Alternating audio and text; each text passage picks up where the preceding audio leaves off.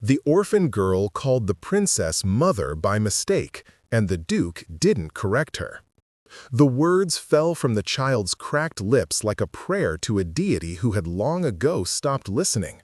"Mother, please don't leave me." Princess Isabel of Valdoria froze in the doorway of the orphanage's quarantine ward, the stench of fever and death thick in her throat, and looked down at the tiny girl clutching the hem of her silk gown with fingers too thin, too desperate, too breakingly fragile. The child couldn't have been more than 5 years old, her face gaunt with starvation, her eyes glazed with the fever that had already claimed 32 children in this god-forsaken place. And she was calling Isabel, a princess who had never borne a child, who had been raised in crystal towers far from such suffering, mother. Behind her, Isabel felt rather than saw Duke Nathaniel Blackwood's massive presence, felt his sharp intake of breath, felt the moment of decision hanging in the pestilent air between them. He could correct the child's mistake. He should. But the seconds stretched like pulled glass, and he said nothing at all. Wait, before the next confession unfolds, if this story has already stirred your heart, tell us where you're watching from. To make sure you don't miss the next betrayal, kiss, or redemption, subscribe and join our circle. The next heartbeat might change everything. Now, back to the scene. "Mother," the child whispered again, and her eyes, such startling green eyes in that wasted face, looked up at Isabel with a hope so fragile it could shatter at a breath. "You came back! You said you'd come back!" Isabel's heart cracked like ice over a thawing river. She should correct this mistake. She should gently explain that she wasn't this child's mother, that she was merely a princess performing charitable duties, that this little girl was fevered and confused. But something in those green eyes stopped her. Some echo of her own childhood loneliness, her own desperate prayers for a mother who had died bringing her into this world. "I'm here," Isabel heard herself say, and she knelt in her expensive silk gown right there on the filthy floor, heedless of the stains, the disease, the impropriety. "I'm here, little one." The child's eyes fluttered closed, a small smile touching her cracked lips. "Knew you'd come. Always knew." "Your Highness!" The orphanage matron rushed forward, her face pale with horror. "Please, the fever, it's highly contagious. You shouldn't." "Get me water," Isabel commanded, her voice ringing with the authority that came from 23 years as the only child of Valdoria's king. "Clean water, cool cloths, and whatever medicine you have, now." The matron scurried away, and Isabel became aware of Duke Blackwood moving closer. She could feel his presence like heat from a forge. This man her father had sent to escort her on her charitable visits, as if she were a child who needed minding rather than a grown woman trying to do some good in a kingdom drowning in inequality. "Your Highness," Blackwood said quietly, and his voice was different than she'd ever heard it, stripped of its usual sardonic edge. "She thinks you're her mother." "I know what she thinks," Isabel said, not looking up from the child's face as she gently smoothed the tangled dark hair back from the burning forehead. "She's delirious with fever. She doesn't know what she's saying." "Perhaps." Isabel finally looked up at him. This man her father trusted above all others. This decorated war hero who had earned his dukedom through blood rather than birth. Or perhaps she knows exactly what she needs to survive. "Hope has remarkable healing properties, Your Grace."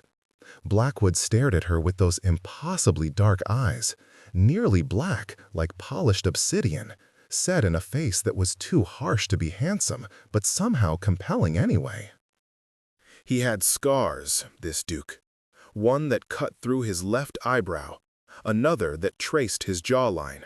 Marks of a life lived far from palace luxury. "If you claim her, even accidentally, there will be consequences," he said softly. "Then let there be consequences." The matron returned with water and cloths, and Isabel set to work cooling the child's fever with a competence that clearly surprised both servants. What they didn't know was that Isabel had spent her childhood sneaking into the servants' quarters when illness struck, learning from the palace healers despite her father's disapproval. A princess wasn't supposed to know how to nurse the sick. She was supposed to wave gracefully from carriages and wear beautiful gowns, and eventually marry whatever prince would strengthen Valdoria's alliances.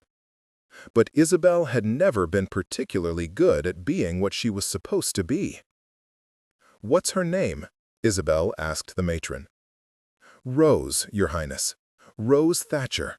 Her mother died in childbirth 3 months ago. Father was a soldier, killed in the border wars. No other family." Isabel's hands stilled on the cloth. This child was an orphan twice over, just as Isabel herself had been motherless, just as half the children in this kingdom had been destroyed by her father's endless wars. Wars that Duke Blackwood had fought in. Wars that had made him a hero and left hundreds of children without parents. "How many?" Isabel asked, not looking at Blackwood.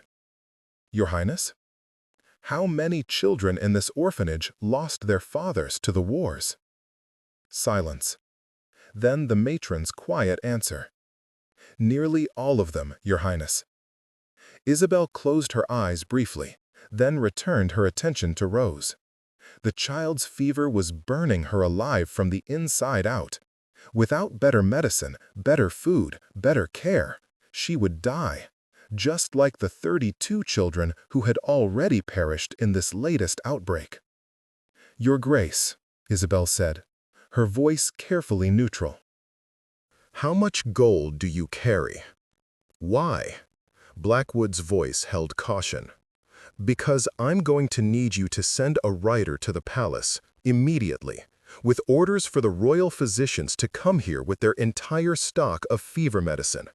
And I'm going to need funds to purchase clean food and fuel for fires and whatever else these children require. The king won't—" "I don't care what my father will or won't approve," Isabel snapped, her famous composure cracking. "These are children, Your Grace. Children dying because we've spent all our kingdom's gold on wars and left nothing for the people those wars were supposedly protecting." Blackwood was silent for a long moment. Then, "I'll send the rider. But, Your Highness, when the king discovers you've committed royal resources without his consent, then he'll be angry with me. Add it to the list." Isabel managed a bitter smile. "I'm already a disappointment for not having married and produced an heir. What's one more failure?" She thought Blackwood would leave then, would go arrange the rider and the funds, and then distance himself from her inevitable disgrace. Instead, he did something that shocked her to her core. He knelt beside her on the filthy floor. "What are you doing?" Isabel asked. "If we're saving these children," Blackwood said calmly, rolling up his silk sleeves to reveal forearms corded with muscle and scattered with scars, "we'll need more than one pair of hands. Tell me what to do." Isabel stared at him, this duke who was supposed to be monitoring her, controlling her, keeping her safely contained within her royal role. "Your Grace, you don't have to," he interrupted, "and yet here we are. Tell me what to do, Your Highness." So she did. And for the next 6 hours, Princess Isabel of Valdoria and Duke Nathaniel Blackwood worked side by side in a quarantine ward that should have been beneath them both, cooling fevers and coaxing water between cracked lips and singing soft lullabies to frightened children who had every reason to believe the world had abandoned them. Rose never let go of Isabel's hand. Even when the fever finally broke near dawn, even when the royal physicians arrived with their medicines and their scandalized expressions, even when the child slipped into a natural sleep for the first time in days, her small fingers remained locked around Isabel's. "You should rest, Your Highness," Blackwood said quietly. He looked exhausted, his fine clothes ruined, his dark hair disheveled, his face drawn with fatigue. But there was something in his expression that hadn't been there before. Respect, perhaps, or recognition. As if he were seeing her clearly for the first time. "I can't," Isabel said, looking down at Rose's peaceful face. "She'll wake and think I left.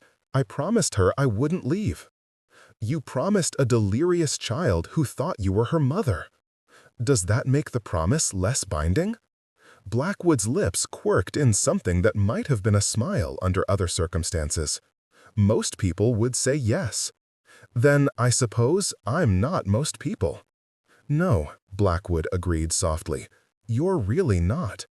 They stayed like that as dawn broke over the orphanage, two people from utterly different worlds bound together by a child's fevered mistake and the consequences that would inevitably follow. Because the rider had already been sent. The royal physicians had already come. The entire court would know by noon that Princess Isabel had spent the night in a plague ward, had committed royal resources without permission, and had been found at dawn holding an orphan child's hand as if she truly were the mother the girl had named her. And Duke Nathaniel Blackwood, the king's most trusted advisor, had helped her do it. "He'll be furious," Isabel said quietly, meaning her father. "Undoubtedly. He might send me away, marry me off to some distant prince just to be rid of me. Possibly. And you'll be blamed for not stopping me." "Certainly." Blackwood leaned back against the wall, his dark eyes fixed on her face. "Worth it, though." Isabel turned to look at him, surprised. "Worth losing the king's favor? Worth watching you prove every assumption I had about pampered princesses absolutely wrong." He smiled then, a real smile that transformed his harsh face into something almost beautiful. "You're magnificent when you're furious, Your Highness. Remind me never to make you angry." "Too late. I'm furious at you most of the time." "I know. That's what makes it interesting." Before Isabel could respond, Rose stirred in her arms, her green eyes fluttering open. The fever glaze was gone, replaced by the clarity of a child who had just survived something terrible. "Mother," Rose whispered, and her small hand tightened on Isabel's. Isabel met Blackwood's gaze over the child's head. This was the moment. She could correct the mistake now, gently explain the truth, and walk away from this entanglement before it became any more complicated. But she looked down at Rose, this child who had lost everything, who had called out for a mother in her darkest moment, and somehow found a princess instead. And Isabel knew she couldn't do it, couldn't add one more abandonment to this child's long list of losses. "I'm here, sweetheart," Isabel said softly. "I'm right here." Rose's eyes filled with tears. "Thought I dreamed you, thought you weren't real." "I'm real, and I'm not going anywhere. Promise?" Isabel felt the weight of that question settle on her shoulders like a crown made of thorns. She was making a promise she had no authority to keep. She was a princess, not a mother. She couldn't simply claim a child, no matter how desperately that child needed claiming. But she met Blackwood's dark gaze and saw something there. Permission, perhaps, or solidarity. And she made the most reckless decision of her carefully controlled life. "I promise." The scandal broke within hours of their return to the palace, and it was every bit as catastrophic as Isabel had anticipated. King Aldrich of Valdoria was a hard man, made harder by 30 years of warfare and the death of the wife he genuinely loved. He ruled his kingdom with an iron fist and his daughter with barely concealed disappointment. Isabel had never quite lived up to his expectations. She was too stubborn, too intelligent, too unwilling to simply be the decorative princess he required. But she had never openly defied him until now. "You dare?" King Aldrich said, his voice dangerously quiet as Isabel stood before his throne, still wearing her stained gown, still refusing to release Rose's hand. The child stood beside her, terrified and clinging, while the entire court watched with barely concealed fascination. "You dare commit royal resources without my consent? You dare expose yourself to plague? You dare bring a common orphan into my palace?" "Yes," Isabel said simply. "I dare all of it. Because it was right. Right? The king's voice rose to a roar. You know nothing of ruling, daughter, nothing of the choices a monarch must make. Those children, tragic as their situation may be, are not our responsibility. We cannot save everyone. Then perhaps we should stop creating orphans, Isabel said quietly, and the court gasped at her audacity. Perhaps we should stop waging wars that serve no purpose except to feed your pride and empty our treasury. Enough! The king rose from his throne, his face purple with rage. You forget yourself, Isabel. You are my daughter, but you are also my subject, and I will not tolerate this insubordination. Then what will you do? Isabel lifted her chin, her heart pounding, but her voice steady. Banish me? Imprison me? Marry me off to whichever prince will take a disobedient bride off your hands? Do what you will, father, but I made a promise to this child, and I will not break it. The king stared at her with something like hatred in his eyes, and Isabel felt the last fragile thread connecting them snap. Whatever relationship they'd had, strained and unsatisfying as it was, had just ended. Duke Blackwood, the king said, his voice like ice. Blackwood stepped forward from where he'd been standing in the shadows. Your Majesty.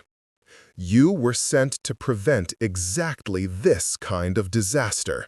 You were sent to keep my daughter contained and out of trouble. Explain to me how you failed so spectacularly.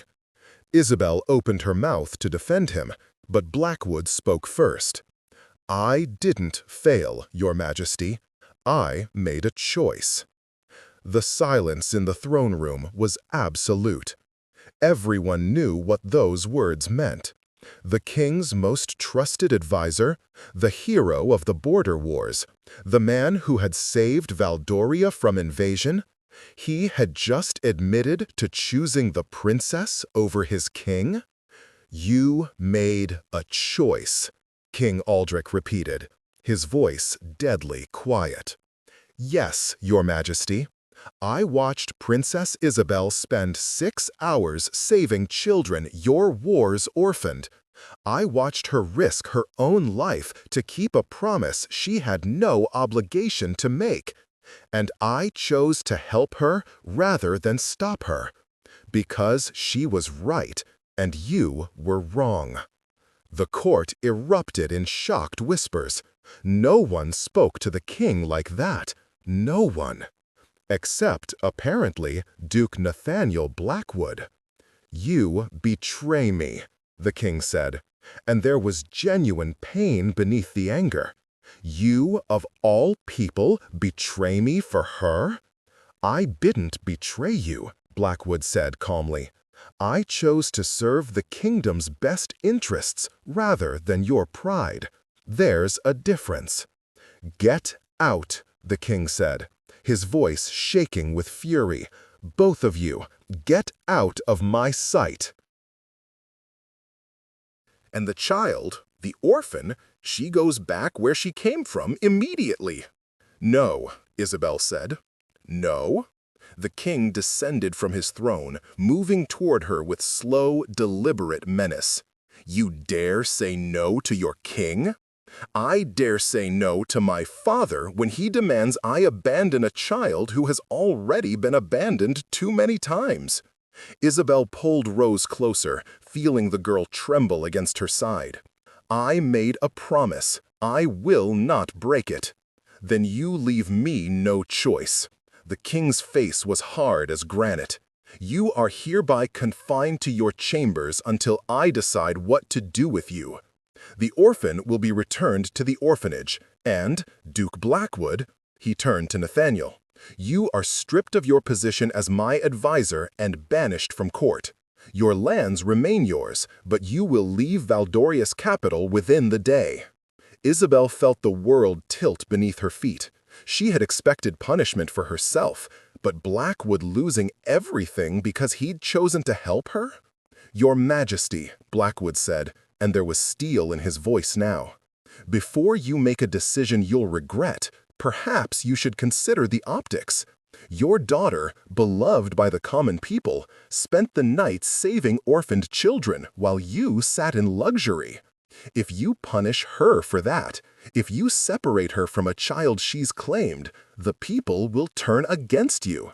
They're already questioning your endless wars. This could be the spark that ignites rebellion."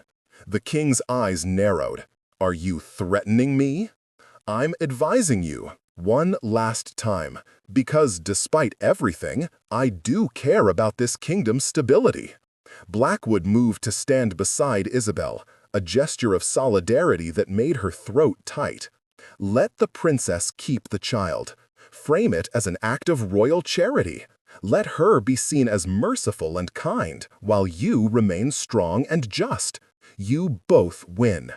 "And what of you?" the king asked coldly. "Exile me if you must. I've grown tired of court politics anyway." Blackwood's smile was sharp as a blade. But don't punish a child for the crime of needing love. And don't punish your daughter for having the courage you've spent her entire life trying to beat out of her. The king and Blackwood stared at each other, and Isabel saw the death of something in her father's eyes. Whatever friendship or respect had existed between them was gone now, burned away by this moment of choice. "Fine," the king said finally. "The child stays.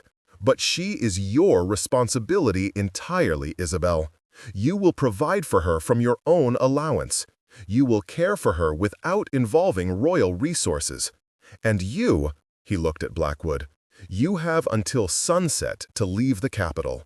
I don't care where you go, but you will not darken my palace again." "Understood," Blackwood bowed, a gesture so precisely correct it bordered on mockery. "It's been an honor, Your Majesty." He turned to leave, and Isabel felt panic rise in her throat. This man had just sacrificed everything for her, his position, his home, his king's favor. And she couldn't even thank him properly in front of the court. "Your Grace," she called out, and he paused at the throne room doors. "Thank you for everything." Blackwood looked back at her, and something in his dark eyes made her breath catch. "Take care of her, Your Highness. Both of them." Then he was gone, leaving Isabel standing in the wreckage of her father's fury, with a traumatized child clutching her hand and absolutely no idea what came next. The weeks that followed were among the strangest of Isabel's life. She was confined to her chambers, a luxurious prison, but a prison nonetheless, with only Rose and her most loyal servants for company. Her father refused to see her. The court whispered and speculated, and Isabel found herself transformed from princess to mother overnight, with no preparation and very little support. Rose was a remarkable child, considering what she'd survived. She was bright and curious, though desperately hungry for affection. She followed Isabel everywhere, as if afraid that if she let the princess out of her sight for even a moment, she would disappear forever. "Will the king send me away?" Rose asked one evening as Isabel brushed her hair, long and dark like Isabel's own, though Rose's had the curl that Isabel's lacked. "No, sweetheart, I won't let that happen." "But he's the king. He can do anything." Isabel set down the brush and turned Rose to face her. "Yes, he's the king, but I'm your mother now, and a mother's love is stronger than any crown. Do you understand?" Rose's eyes filled with tears. "Do you really mean it? Are you really my mother?" It was the question Isabel had been avoiding, the truth she'd been dancing around. Because the reality was complicated, legally, morally, practically. Rose had a mother who had died. Isabel couldn't replace her, shouldn't try. But when she looked at this child who had been given nothing but loss and somehow still had hope left in her heart, Isabel knew that truth was less important than love. "Yes," Isabel said softly, I really mean it. You're my daughter, Rose. My daughter in every way that matters." Rose threw herself into Isabel's arms, sobbing, and Isabel held her close, marveling at how quickly love could take root when given even the smallest chance. She had been a princess for 23 years and felt nothing but duty. She had been a mother for 3 weeks and felt everything. That night, after Rose had finally fallen asleep, still holding Isabel's hand, still afraid to let go, Isabel sat by the window and stared out at the city lights below. Somewhere out there, Duke Nathaniel Blackwood was living in exile because he'd chosen to help her. And Isabel had no way to thank him, no way to even know if he was well. She picked up her pen and began to write, though she had no way to send the letter. "Your Grace, I don't know if you'll ever read this, but I needed to write it anyway. You sacrificed everything for a woman you barely knew and a child you'd never met. You stood beside me when you could have saved yourself. And because of you, Rose is sleeping peacefully in the next room, safe and loved and no longer afraid. I know you didn't do it for my gratitude. You did it because it was right. But I'm grateful anyway, more grateful than I know how to express. My father calls me foolish for claiming Rose. The court calls me scandalous. But you called me magnificent. And for the first time in my life, I felt seen as something other than a disappointing daughter or a useful political asset. Thank you for that. Thank you for everything. Yours in deepest gratitude, Isabel." She folded the letter and tucked it into her desk drawer, never expecting anyone but her to read it. But fate, as she was learning, had plans of its own. The summons came 6 weeks after Blackwood's banishment. A royal messenger arrived at Isabel's chambers with news that made her heart stop. Duke Blackwood's estate had been attacked by bandits. His household had been burned, and the Duke himself was missing, presumed dead.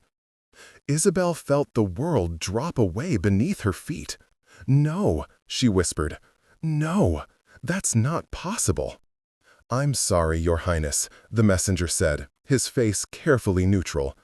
"The king thought you should know, given your association with the Duke." Association? As if Blackwood hadn't sacrificed everything for her, as if his death wasn't her fault.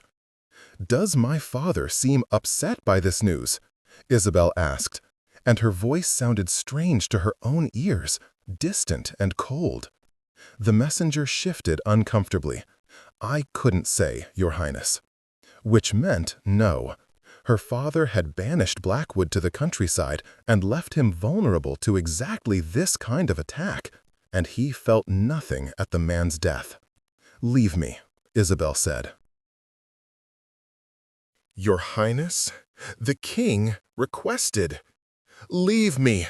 Her voice cracked on the words, and the messenger fled, clearly unused to seeing the composed princess lose control.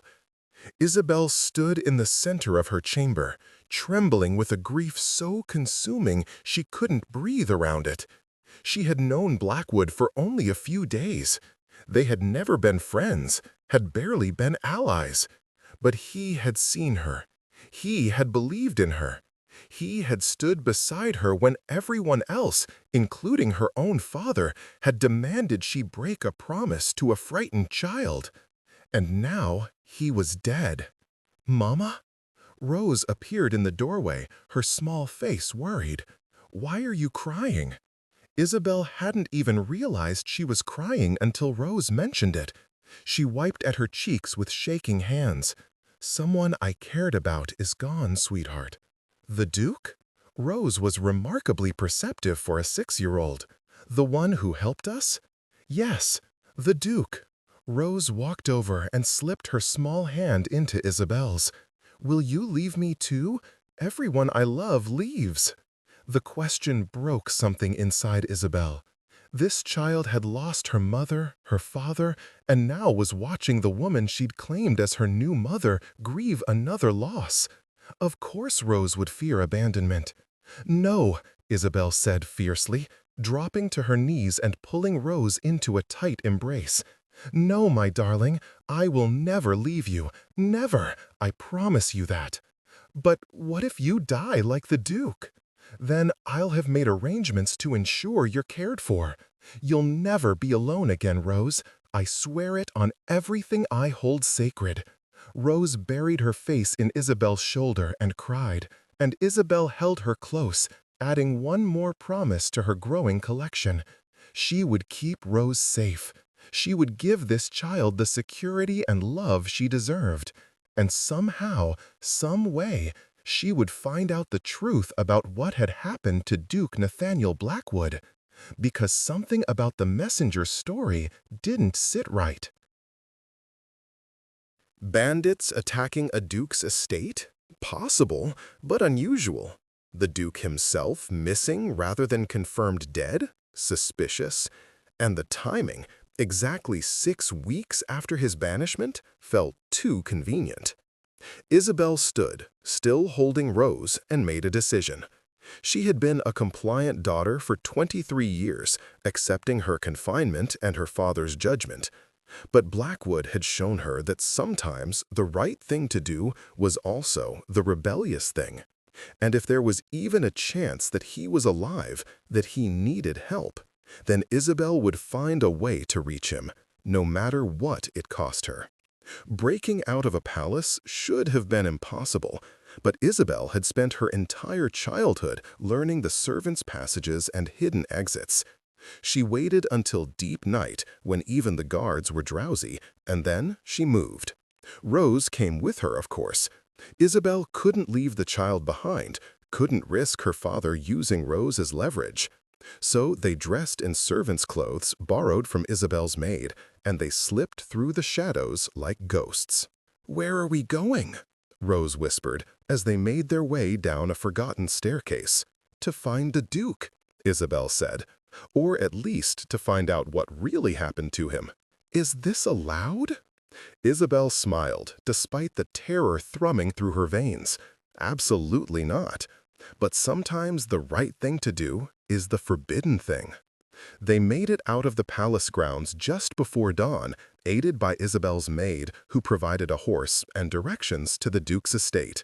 It was a 3-day journey, far longer than Isabel had anticipated, and she had never traveled without a full retinue before. But she had Rose to protect, and the memory of Blackwood's dark eyes to guide her, and a stubborn determination that had been growing inside her since the moment she knelt on that orphanage floor. The Duke's estate, when they finally reached it, was exactly as the messenger had described: burned, ransacked, and apparently deserted. Isabel felt her heart sink as she surveyed the damage. If Blackwood had been here when the attack occurred, he couldn't have survived. "Mama, look," Rose said, pointing to something in the ruins. Isabel followed her gaze and saw what Rose had noticed: fresh footprints in the ash, leading away from the main house toward the forest. Someone had been here recently, and they'd been alive enough to walk. "Stay close to me," Isabel said, and they followed the footprints into the dense woods beyond the estate. What they found was both more and less than Isabel had hoped for. A small hunting cabin, nearly invisible in the undergrowth, with smoke rising from its chimney. Someone was inside, someone alive. Isabel approached cautiously, her heart in her throat. She knocked on the weathered door, and after a long moment, it opened. Duke Nathaniel Blackwood stood in the doorway, very much alive, with his left arm in a crude sling and a look of absolute shock on his scarred face. "Your Highness?" he said, and his voice sounded hoarse, as if he hadn't used it in days. "What in God's name are you doing here?" "Looking for you," Isabel said simply. Then, to her own surprise, she burst into tears. Blackwood stared at her for one more moment, then pulled her inside with his good arm, dragging Rose along with them. He shut the door and leaned against it, studying Isabel as if she were a ghost that might disappear at any moment. "You're supposed to be confined to the palace," he said finally. "I was, but they told me you were dead, and I couldn't—" Isabel's voice broke. "I couldn't let that be the end of your story, not when you sacrificed everything for me." "I'm not dead. Obviously." "Obviously," Isabel laughed through her tears, a slightly hysterical sound. "What happened?" Blackwood moved to the cabin's single chair, lowering himself carefully. His face was pale, and Isabel could see bloodstains on his shirt beneath the sling. Bandits attacked the estate, as reported, but they weren't ordinary bandits. They were too well organized, too well informed. Someone sent them. "My father," Isabel breathed. "I can't prove it, but yes, I suspect your father wanted me permanently removed from the equation. Unfortunately for him, I'm quite difficult to kill." Blackwood's smile was grim. "I made it to this cabin and have been recovering here. I wasn't planning on returning to civilization anytime soon." "You're hurt." Isabel moved closer, her trained eye assessing his injuries. "Let me see." "Your Highness." "Let me see, Nathaniel." The use of his first name stopped him cold. They stared at each other for a long moment, and Isabel saw something flicker in his dark eyes. Surprise, perhaps, or something deeper. "All right," he said quietly, and let her help him remove the sling. The wound beneath was angry and infected, a deep cut that had been roughly stitched but poorly cared for. Isabel hissed in sympathy. "This needs to be cleaned properly. Do you have supplies?" "Some, in the chest by the wall." Isabel found what she needed, primitive but better than nothing, and set to work cleaning and rebandaging the wound while Blackwood sat statue still, watching her face. "You shouldn't have come," he said finally. "Your father will be furious when he discovers you're gone." "My father's fury is a constant in my life. I've stopped letting it control my decisions." "And the child? You brought her into danger?" Isabel glanced at Rose, who had curled up near the fireplace and was watching them with wide eyes. "I couldn't leave her. My father might have used her against me." "Smart," Blackwood admitted. Then, softer, "You've changed, Princess." "So have you," Isabel said, finishing the bandage. "The Duke Blackwood I met 6 weeks ago would never have hidden in a cabin, wounded and alone. He would have marched back to the capital and demanded justice." "The Duke Blackwood you met 6 weeks ago still believed his king was worth serving," Nathaniel said bitterly. "I've had time to reconsider that assessment." "What will you do now?" "I don't know. Hide here until I'm healed, then somewhere far from Valdoria. Your father's reach is long, but there are places even he can't touch." He paused. "What will you do?" Isabel sat back on her heels, considering. She could return to the palace, beg her father's forgiveness, and spend the rest of her life as a confined princess with Rose at her side. Or she could do something impossibly reckless. "Come with us," she heard herself say. Blackwood's eyes widened. "What?" "Come with us. You, me, and Rose. We'll leave Valdoria, find somewhere safe, and build a new life far from my father's reach." "Your Highness, Isabel, that's madness. You're a princess. You can't simply disappear." "Why not?" Isabel stood, her decision crystallizing with each word. "I have no future in Valdoria. My father will never forgive me for defying him, and I'll never forgive him for trying to have you killed. Rose and I are already fugitives. Why not make it official? Because you'd be giving up everything. Your title, your inheritance, your home? None of those things have ever made me happy," Isabel said quietly. "But in one night at an orphanage, with a child who called me mother and a duke who stood beside me when no one else would, I felt more alive than I have in 23 years. That's worth more than all the crowns in the world. Blackwood stared at her, and she saw him weighing her words, measuring her sincerity. You're serious? Completely serious. Come with us, Nathaniel. Help me raise Rose somewhere safe. Help me build a life that's actually worth living. Please. Why? The question came out rough. Why do you want me to come? Isabel felt her cheeks heat, but she forced herself to meet his gaze. Because you're the only person who's ever seen me as something more than a disappointing daughter or a political asset. Because you stood beside me when everyone else told me to abandon my principles. Because Rose already cares about you. And because, she took a breath, because I care about you. More than I should, probably, given how little time we've known each other. But there it is. I care, and I don't want to build a new life without you in it. The silence stretched between them, heavy with possibility and fear. Then Rose spoke up from her place by the fire. "Please come with us," she said in her small, clear voice. "Mama needs you. I can tell." Blackwood looked at the child, then back at Isabel, and something in his expression softened. "You realize this is insane? A princess, a disgraced duke, and an orphan child running away together? We'll be hunted. Your father won't stop until he finds you." "Then we'll stay one step ahead of him," Isabel said. "Together." "Together," Blackwood repeated, and Isabel heard the question in his voice, the hope he was afraid to fully embrace. "Together," she confirmed, and held out her hand. Nathaniel stared at her outstretched hand for a moment. Then, slowly, he reached out and took it, his calloused fingers closing around hers with surprising gentleness. "All right," he said quietly, "let's run." They left the cabin the next morning, three fugitives bound together by circumstance and choice.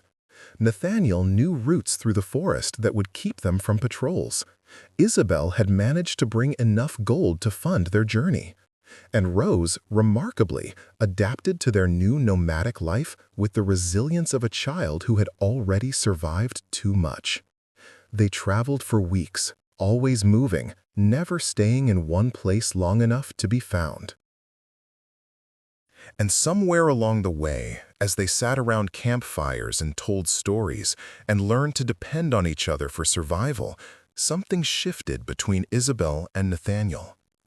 It started with small things, the way his hand would steady her when the path was rough, the way she would check his wound each evening, her fingers gentle on his skin, the way they would sit together after Rose was asleep, talking in low voices about everything and nothing.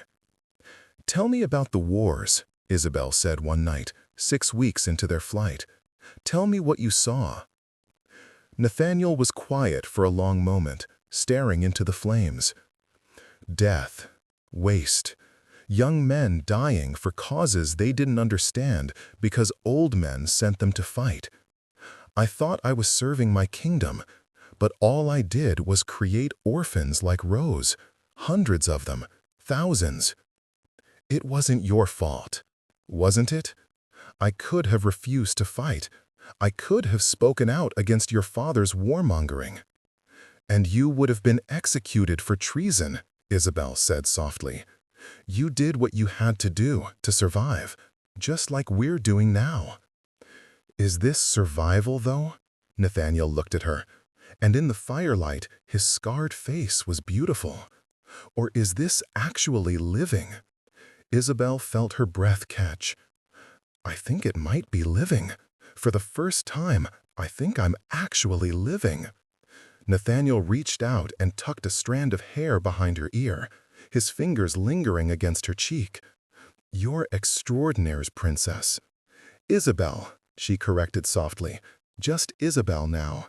I gave up my title when I chose this path. Isabel, he repeated, and the way he said her name made something warm bloom in her chest. You're extraordinary, Isabel. They were so close now, close enough that she could feel his breath on her face. close enough that it would take only the smallest movement to close the distance between them. And Isabel wanted to close that distance more than she'd ever wanted anything. But before she could move, Rose called out from her bedroll, "Mama, bad dream!" The moment shattered, and Isabel pulled back, her cheeks burning. "I should go," Nathaniel said, his voice rough. "Take care of her." Isabel hurried to Rose's side, soothing the child's nightmare with soft words and gentle touches. But even as she held Rose, even as she sang the lullaby that always calmed her, Isabel was acutely aware of Nathaniel watching them from across the fire. And she knew, with certainty that both thrilled and terrified her, that she was falling in love with Duke Nathaniel Blackwood. They finally found sanctuary in a small village at the edge of the kingdom, so remote that even the king's reach didn't extend to it. The villagers asked no questions when Nathaniel, introducing himself as simply Nathan, a former soldier, purchased a modest house with Rose and her mother. Mother. The villagers assumed Isabel was Nathaniel's wife and Rose their daughter, and neither Nathaniel nor Isabel corrected the assumption. The house was small but comfortable, with a garden where Rose could play and a library where Isabel could read. Nathaniel took work with the village blacksmith, his strength and skill making him valuable despite his healing wound. And slowly, carefully, they built something that felt startlingly like a real life. "I need to go to market," Isabel said one morning, 3 months into their new existence. "We're running low on everything." "Take the coin from the jar," Nathaniel said, not looking up from the horseshoe he was shaping. He'd set up a small forge behind their house, and he worked there most days, his scarred hands surprisingly gentle with the hot metal. "Nathan," Isabel used the shortened name they'd adopted for safety, are you content here?" He finally looked up, his dark eyes unreadable. "Content is an interesting word choice." "All right then." "Are you happy?" Nathaniel set down his hammer and wiped his hands on his leather apron. "I'm with you and Rose. I'm safe. I'm building something rather than destroying things. So, yes, I suppose I'm as close to happy as I've been in years." He paused. "Are you happy, Isabel?" She considered the question carefully. She had given up everything: her title, her inheritance, her identity as a princess. She lived in a tiny house in a village so small it didn't even have a proper inn. She cooked her own meals, mended her own clothes, and went to bed each night exhausted from the simple labor of surviving. And yet, "Yes," she said softly, "I'm happy. Happier than I ever was in the palace. Even though you're pretending to be someone you're not?" "I'm not pretending," Isabel corrected.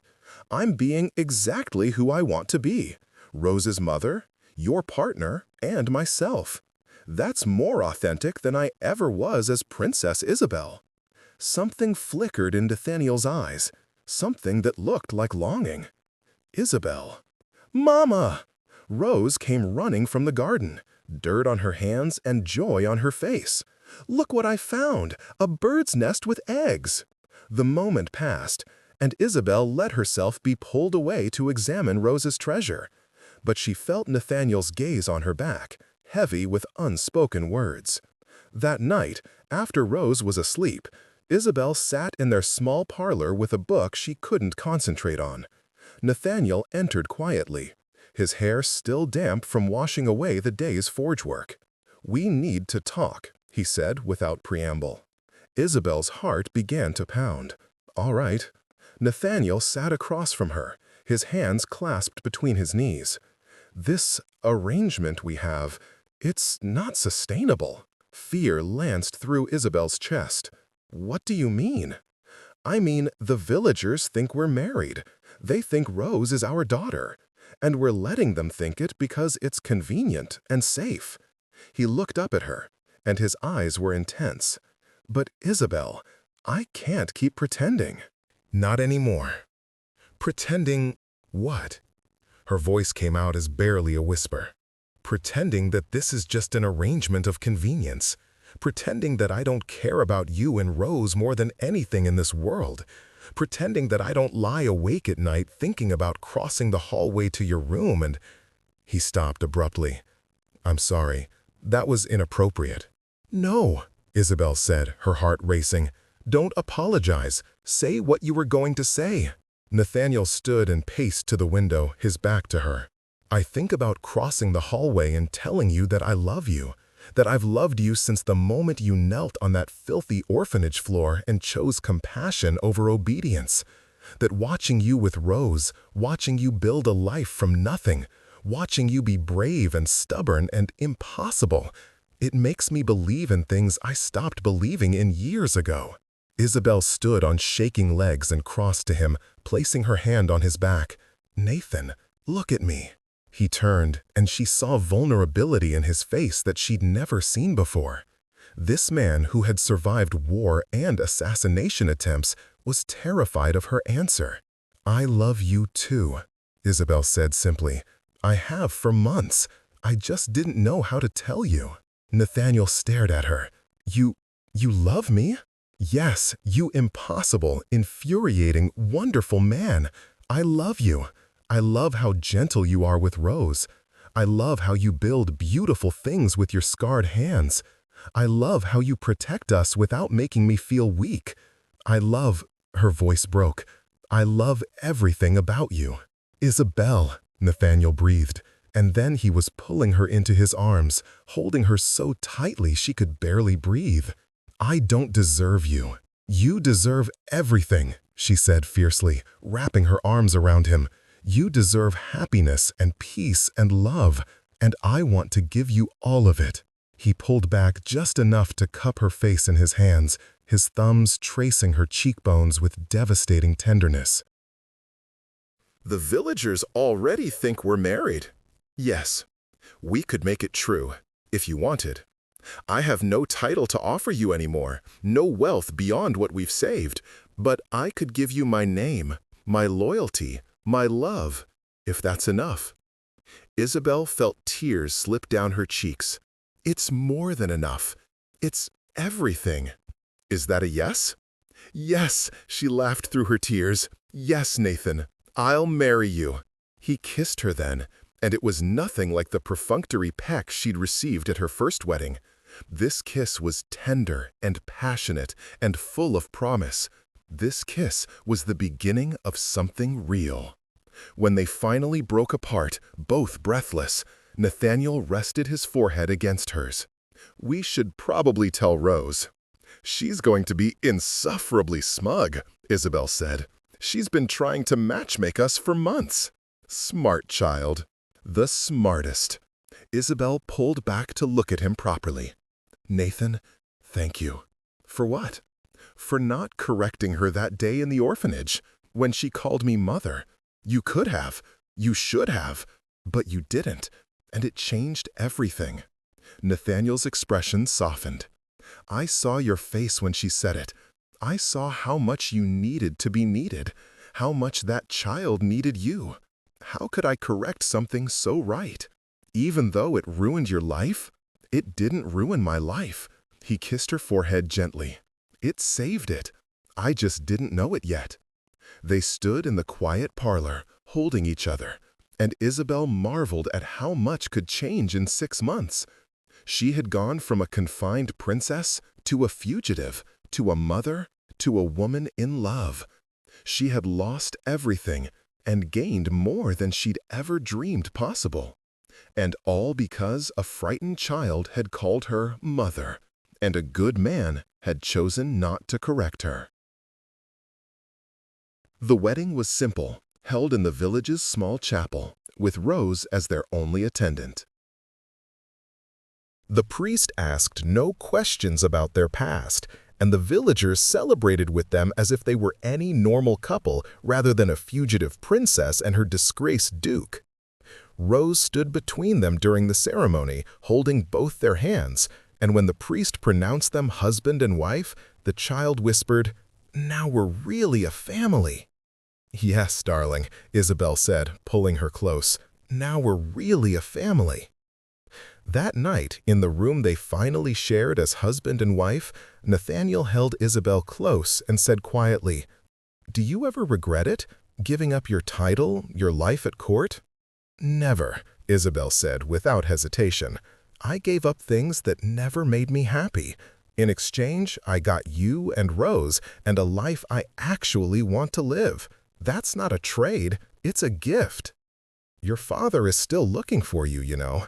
My contacts tell me he sent soldiers across half the kingdom. Let him look. He'll never think to search for a blacksmith named Nathan and his wife and daughter in a village this small. And if he does find us?" Isabel was quiet for a moment, then said, "Then we run again, as many times as we have to, because you and Rose are my family now, and I will do anything to protect my family." Nathaniel kissed her temple. Fierce princess. Not a princess anymore, just a woman who knows what matters. They fell asleep wrapped in each other's arms, and Isabel felt more secure than she ever had behind palace walls. She was no longer Princess Isabel of Valdoria, burden to her father and disappointment to her kingdom. She was simply Isabel Blackwood, wife to Nathan and mother to Rose. And that was more than enough. Epilogue. 5 years later. The blacksmith shop on the edge of the village had grown prosperous under Nathan's skillful hands. The house had expanded to include a workshop and a larger garden, where Rose, now 11, grew herbs and vegetables with surprising skill. And Isabel had quietly become the village's teacher, educating children whose parents couldn't afford formal schooling. They lived quietly, carefully, always aware that discovery was possible, but no longer living in constant fear. King Aldrich had eventually stopped actively searching for his daughter, declaring her dead rather than admit she'd chosen to abandon her title. It hurt, sometimes, knowing her father had given up on her so easily. But then Isabel would watch Nathan work in his forge, or listen to Rose read aloud in the evening, or feel the stirring of new life in her belly. Because yes, there was another child coming, a sister or brother for Rose, and she would remember that she'd gained far more than she'd lost. "Mama?" Rose said one evening as they prepared dinner together. She was tall now, nearly reaching Isabel's shoulder, with her birth mother's, green eyes and Isabel's dark hair. "Do you ever miss being a princess?" Isabel considered the question carefully. Rose knew her history now, knew that Isabel had been royalty and Nathan a duke. But she'd been too young to fully understand before, and this was the first time she'd asked directly. "No," Isabel said honestly, "I don't miss it at all. Being a princess meant having everything except the things that actually matter. Love, family, freedom to choose my own path. I'd rather be your mother and Nathan's wife than Princess Isabel ever was." "Even though you could have married a prince and lived in a palace?" "Especially because of that. Palaces are cold, Rose. And princes?" Isabel smiled. "Princes are rarely as good as blacksmiths." Rose giggled, then grew serious again. "Do you think the king, your father? Do you think he ever thinks about you?" "I don't know," Isabel admitted. "I hope so. I hope he regrets choosing pride over his daughter. But even if he doesn't, I've made peace with it. He gave me life, but he never gave me love. You and Nathan taught me what love actually means." Rose hugged her tightly. "I'm glad I called you mother that day, even though it was a mistake." "It wasn't a mistake," Isabel said softly, holding her daughter close. "It was the best thing that ever happened to me. You called me mother, and I finally understood what I was meant to be." "Not a princess?" "Not a princess. A mother. Your mother. And that's worth more than all the crowns in the world." Nathan entered then, dirt from the forge on his face, but smiling. "Dinner ready?" "Almost," Isabel said, and watched Rose rush to hug him, This man who had chosen to become her father when he had every reason to walk away. That night, after Rose was asleep and they lay together in their bed, Nathan placed his hand on Isabel's still flat stomach and said quietly, "This child will be born free. No titles, no expectations, no crown weighing them down. Just loved." Isabel agreed. Loved completely. Like Rose. Like all of us. She covered his hand with hers. "Nathan, thank you." For what? For not correcting her. That day in the orphanage when Rose called me mother. You could have explained it was a mistake, but you didn't, and because of that choice, I found the life I was meant to have. Nathan pulled her closer. It wasn't a mistake, Isabel. That child knew exactly what she needed, and so did I, even if I didn't realize it at the time. What did you need? To see you save her, to watch you choose love over duty, to finally understand that some promises are worth any cost. He kissed her softly. I needed to see that courage still existed in the world. You and Rose showed me it did. They fell asleep like that, wrapped in each other's arms, while in the next room their daughter dreamed peacefully, and the child growing in Isabel's belly kicked its first hello to the world. A princess had given up her crown for a child who called her mother by mistake. A duke had sacrificed everything for a woman he barely knew. And an orphan girl had found a family in the most unlikely of places. None of it should have worked. All of it was impossible. But love, Isabel had learned, had a way of making the impossible real. And that was the greatest magic of all.